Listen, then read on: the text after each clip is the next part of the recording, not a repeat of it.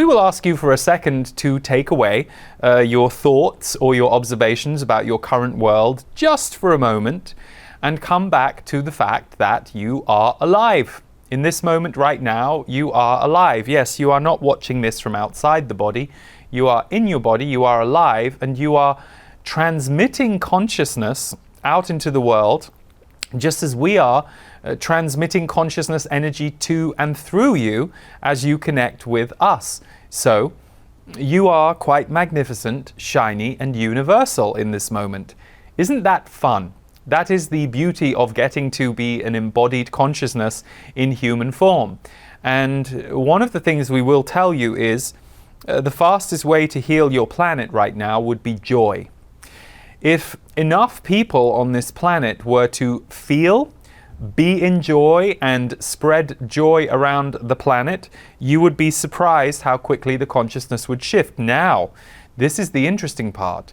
There are many who would be angry about the joy, and even some of you listening might be annoyed that we could possibly even propose that you should be joyous at a time when there are other people suffering. But you see, that is where your empathic entanglements show up. There will always be someone else on the planet who is going through a harder time than you.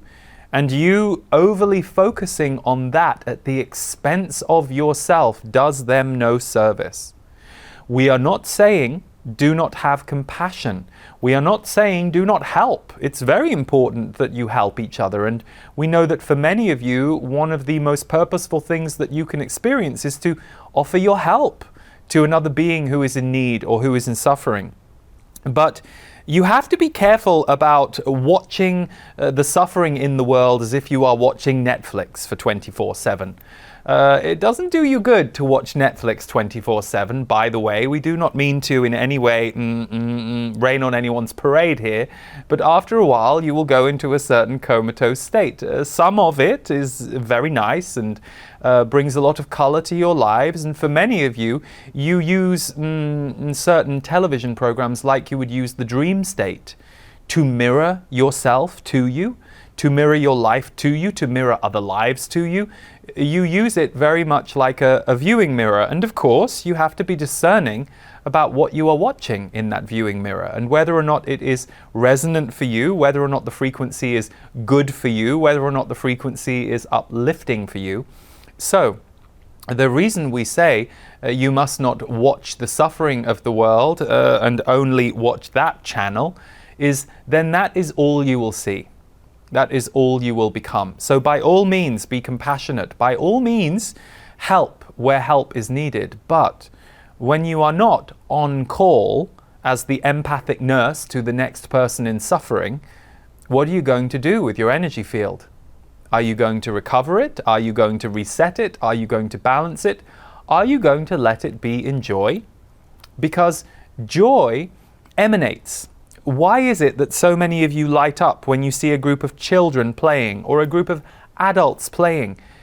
Yes, you might think, it's nice to see children play, and we would say no. It's nice to see joy in action. It's just that the kids are the ones that are having to bear the brunt of bringing it, because the adults have been trained to forget. So, by all means, we are not saying that children are not cute, for they are. They are designed to be shinier, sparklier, simpler versions of you as adults. But what you're actually lit up by is joy in action, and then your mind interprets how cute little children are. No, how cute joy is. That's actually what you're seeing. That's where the energy is what you are aware of, more than what your mind interprets as a group of personalities, little beings. And of course, you are all far more forgiving to children than you will be to adults, although there are some who are very wounded when it comes to children because of their own childhood, so they are not so forgiving. But mostly, you are all very forgiving and open to children. Why? Because they have more soul essence than most adults do. Again, there are exceptions. There are adults who are exceptional in bringing their inner child, their joy, their spirit to life. And then there are also those children who, for various circumstances or their own soul path, are shut down in different ways. But overall, what you enjoy about your younglings is their soul spirit and how it emanates. They have a curiosity about the world. Yes, they get very emotional. Yes, they have very big tantrums, but oh my goodness, don't they recover fast? Don't they get distracted by something else easily? Next shiny object comes along and they gravitate to the shine. So how many of you are gravitating to the shine right now? Be honest with yourselves. We know that some of you do not think you're allowed to. That's a belief. You believe that because the world is going through, take your pick, chaos, tumult, difficult times, transitory times, all of which is true in some ways. But have you not noticed that consciousness is also flooding your planet at an extraordinary rate? Have you not had moments of presence recently, or heart, or openings, or transformations? Yes, you cannot always understand what you're going through or what you're feeling, but are you not feeling a little bit more? And if you are mostly feeling the heavy stuff, the dark stuff, the dense stuff, then as Lee said, make yourself the priority, because you will be of no use to anyone else in the world in that state. You will only be consumed by your own anchors. And by the way, you all have anchors regularly. The difference is if your anchors last a few hours or a day versus a few months or a year. When your anchors take over you for a few months or a year, your personality changes. You are not so shiny. You are not able to access that connection. So, what lights you up? What lights you up? What lights you up? Some of you get very annoyed with us right now because you're thinking that we're poking around in your cupboard and you don't want us in there because you're quite happy in there and you've shut the door successfully on the world. And how dare we ask you what lights you up? Yes, we dare, because we are the voice of spirit in your conversational mind right now, and your spirit wants to be lit up. It does not want to be playing the human game of confinement. Why are we going on at you about this today? Well, you might wonder. You see, because you are about to go through this wave of change, and it will go on for the next couple of years, and it will have all kinds of details, but when you reach the middle to the later part of October, the wave begins. It is vital for you to form a relationship with your light, or with the light. Because if you don't, the outside world is not necessarily going to be bringing that forward. Now, we say this not to scare you. There will still be light that you can find in the outside world. But why wait for the outside world to show it to you when you can be a master generator of that inside yourself? This beautiful 20-something who asked this question, is it okay that I'm spending time by myself, feeling feelings of well-being? You've hit the jackpot. That's wonderful. You have figured out the program that has been kept from you, which is, yes, you are supposed to be in well-being. And so if well-being for you looks like more isolation than for others, well done.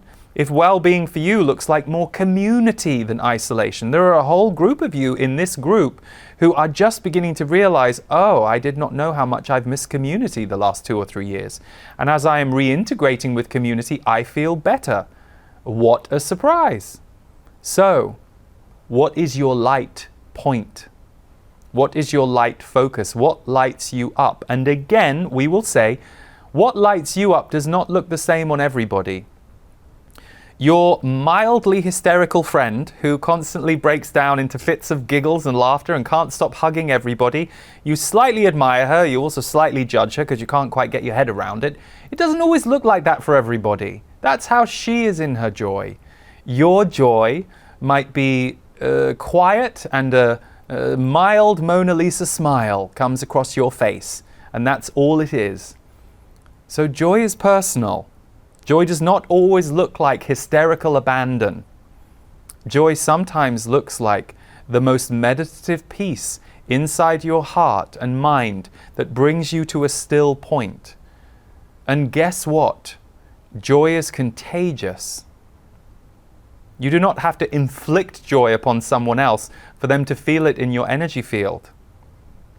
Joy is vital, and we have said many times, and for those of you who joined us just a few days ago with Lee for his Working with Your Guides broadcast, we reminded you all that heart energy is the currency of the future. We will say that again. Heart energy is the currency of the future. Guess what animates the heart? Joy.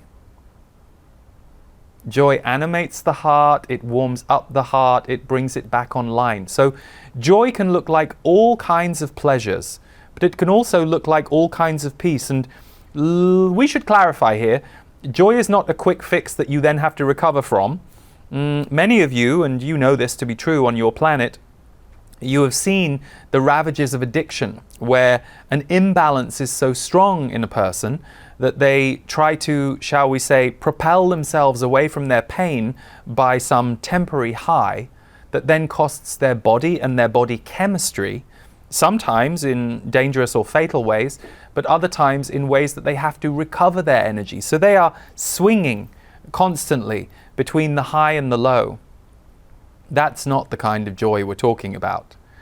We're talking about a slow burn, loving joy that you protect, nurture, generate, and create inside your body. I'm thrilled to announce that we are bringing initiation back for 2022. We first held it at the end of last year, and it is a channeled mystery school. Even I don't fully know what my guides will bring through in the weekly transmissions, but their intent, and this is the message they've given me, is to synchronize us with the frequencies, the information, and the energies for this passage of time that we're moving through. I can attest that it was very powerful last year, and we had over 5,000 people join us from all around the world, so it was an incredible container.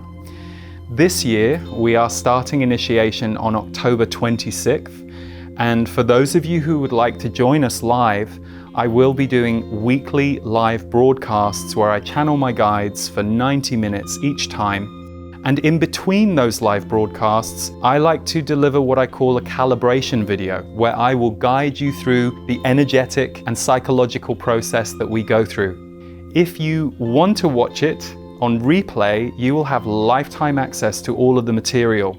So whether you can join us live or not, you will get around 10 hours worth of material. This includes a welcome MP3 message from my guides, all about what the initiation journey is designed to be and what you will be inviting into your life as you take this ride with us. We are also giving you our brand new album Timelines, which we have paired with the course, and you will be receiving that 2 months ahead of everyone else. Alongside that, we have self-care guides and a wonderful community forum where you can share with other members of the group what you're going through, how you're experiencing it, and there is so much medicine in that community. These are always very exciting and slightly unknown events for me, because in turning over to my guides as much as I'm about to, I always know that we're going to go on a very shamanic journey, but it always seems to intersect perfectly with what's going on in the world at that time and what those of us who show up for the journey are bringing in and calling in for our year to come. So if initiation feels like the right call for you at the right time, we would love to welcome you. Click the link below for more details.